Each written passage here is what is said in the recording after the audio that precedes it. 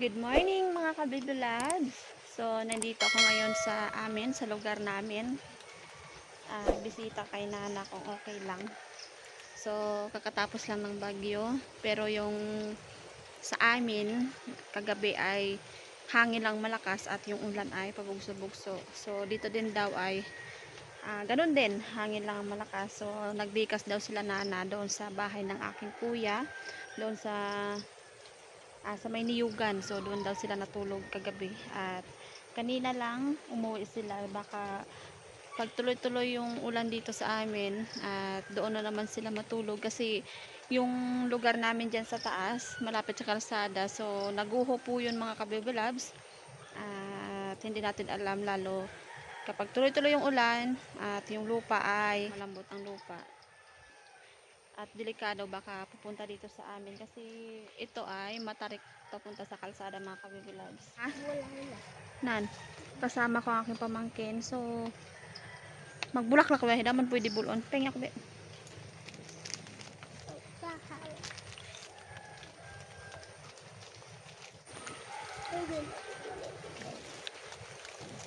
Yung saging ni Nana medyo payat-payat mga ka-baby loves, hindi pa pwedeng tibain, walang puso. Gusto ko sanang puso ng saging, sarap ng ulam. At saka yung talisay malaki na siya, pero dati yung dito pa ako maliit pa yan mga ka-baby loves, diba? Matagal na talaga akong hindi nakakaano dito. Hindi naman kasi ako lagi nandito simula nung ako ay nag-asawa na kay Eric. Ang ganda ng talisay pag meron ka sa bahay kasi pwedeng masilungan or kapag mainit mga ka-baby loves, para anti-init. Wala nang bunga ang avocado ang guyabano. Tara. Masukal na rin, so hindi na naiintindi ni Nana minsan kasi doon siya sa amin. Ito naman yung area ng aking kuya, may puso yun oh, puso ng saging, kaso hindi naman yan amin. baka mamaya hingiin natin ang puso at dadalhin sa bahay para may ulam na naman, kasi mamaya mga ka-baby loves ay babalik din kami ni Eric. Dahan. Ito yung pamangkin na laging umiiyak kapag iniiwanan. Pengi ako be. Ang kuya. Wala nang bunga ang bugnay or bignay ang tawag sa iba. Giba na yung kanilang tubo. Basta po doon na upi na kailangan ka nang mayino. Gurangon churo. Taga sa gurangon yino. Bayoy.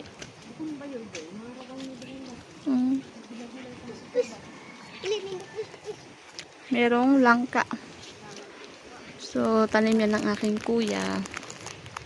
Isang piraso na lang. Sarap sana gulayin.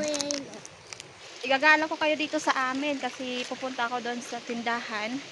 Bibili ng bagoong. So, naglaga si Nana ng saging. Partner natin mga ka-baby loves. Punta tayo sa tindahan. At saka, bibili din ako ng amin para dalhin ko doon sa amin. Yan. Ngayon ako nakapunta dito.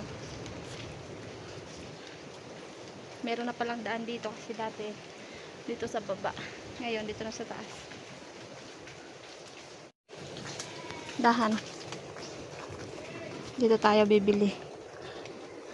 Oh, dahan.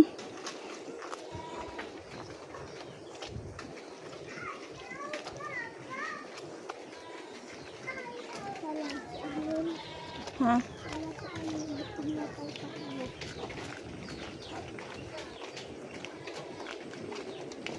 Dahan, babe.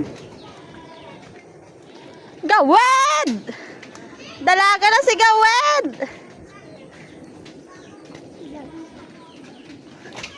Tao po! Pabili!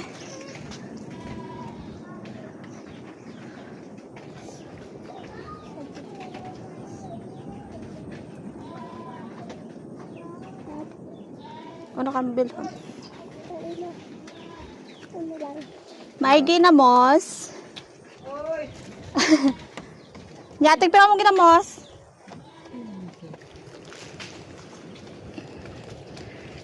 Nakabili na kami mga kabibilads. Be. Thank you. So, naghingi pa ako ng santan na bulaklak. Kasi iba siya, malaki. Malalaki yung niya, bulaklak.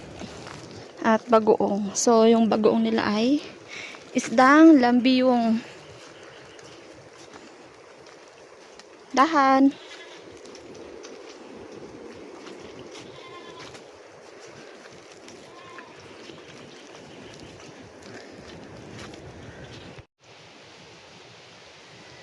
Kukuha ako ng dayap. Pang-asim. Dami kasing nalalaglag mga kabibilads. Hindi ko rin abot sa taas. So, yung kukunin ko na lang siguro yung mga nalaglag.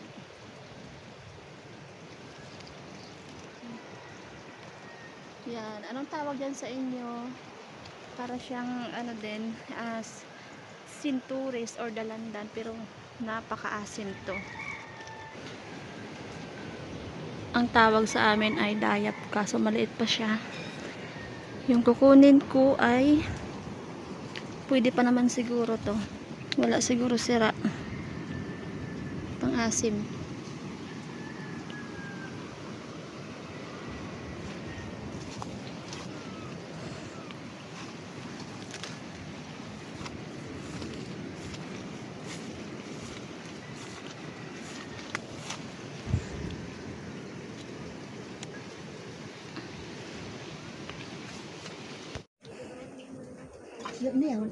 Ha. Salamat. Saging.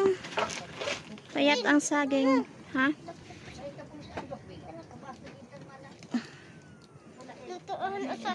Walang mo na hinog ha. Kain tayo mga kabebe loves. Pagkabaskog. Baskog na. Ngayon naman ay pupunta kami ulit sa tindahan. So, pataas. Punta dito. So, mag-upload mga kabebe loves. Dahil walang internet brownout at lubat ang mga cellphone.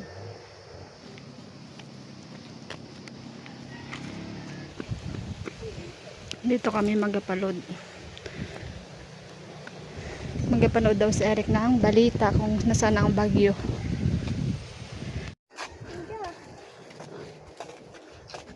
Tao po. Palod. Ayun lang, wala pala titra. Dito ulit kami sa area ng aking tatay. Bale, kukuha kami ng niyog. Dadalhin mo namin mga kabibilags kasi uuwi na kami. At nandiyan na naman ang ulan. Baka mabuta na naman kami. Umambon na nga ulit dito sa amin. Mga kabibilags, nandito na kami ngayon sa bahay. So, magandang gabi na po sa ating lahat. At ako ay magluluto ng ulam namin na Eric. So, meron akong binili ditong isda galing sa baba sa tita ni Eric, mga kabibilags. Ito po, isdang busalog ang tawag sa kanila Eric. At meron pa akong crabs. Bali, papaksiwin ko lang po siya. At yung pang-asim ko ay, syempre, sampalok.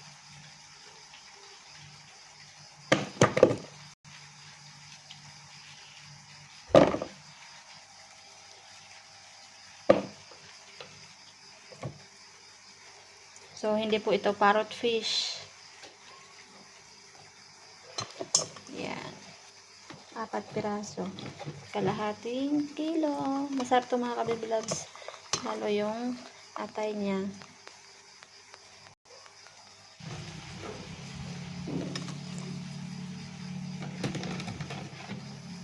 Ito, malaki siya mga kabibilags. Blue crabs.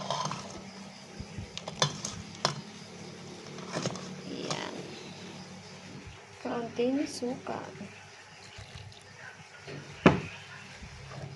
Tubig.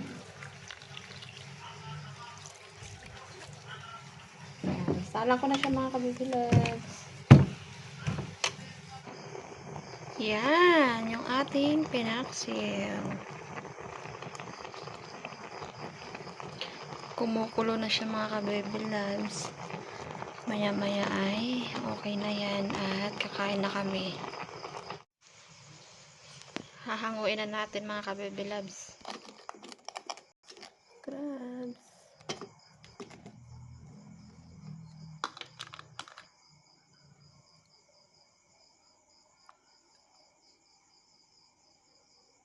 Mga ka-baby loves, ayan na yung ating pinaksil. Luto na po siya. Kain na po tayo, Lord. Salamat po. Salamat sa lahat. Salamat sa pag-iingat. In Jesus' name, amen. Meron kami yung adobo pa. Pagsama. So, si Nana po ay naiwan lang yung mga ka-baby loves. Sarap. Gakin mo lang ba? Oh. Bigyan lang talaga yan. Oo, ang crab. Binigyan lang sa akin. Ang islam binili mo. Ang isda, binakal ko. Ang 50. Oh! Tambok. Natin ang taba.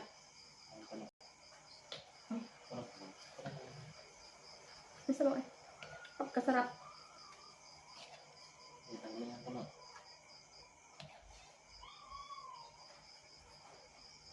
Kalamit. Kain tayo mga kabibilags. Ang sarap.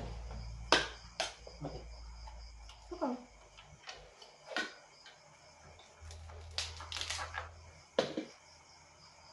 Ang sarap. Ganyan.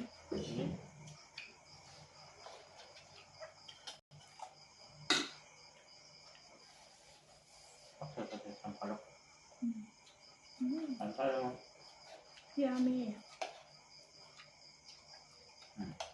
Adobo. Buhay pang adobo. Hindi nga pa. Bukas wala na. Bukas. Bakit ano tayo? Malunggay.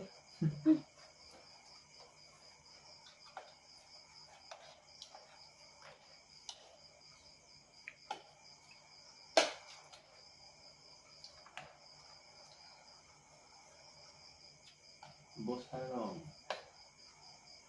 Sa iba, ano yan? Diba?